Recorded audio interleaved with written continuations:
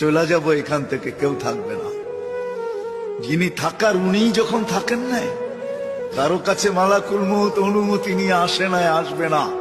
শুধু একজন মুহাম্মদুর রাসূলুল্লাহ সাল্লাল্লাহু আলাইহি ওয়াসাল্লামের কাছে মালাকুল মউত যখন আসছেন, তো আল্লাহ বলছে বন্ধুর কাছে অনুমতি নিয়ে ঢুকবে। অনুমতি দিলে ঢুকবে, নাইলে ফিরে আসবে। বন্ধু আমার, খবর তার অনুমতি ছাড়া যায় গর্জায় ঢুকা যাবে না। আমাদের কারো কাছে অনুমতি নিয়ে আসবে না, ওনার কাছে অনুমতি নিয়ে গেছেন।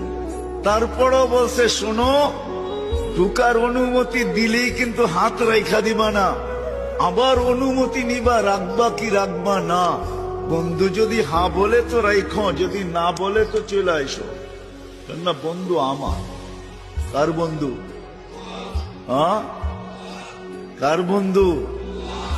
হাবিবুল্লাহ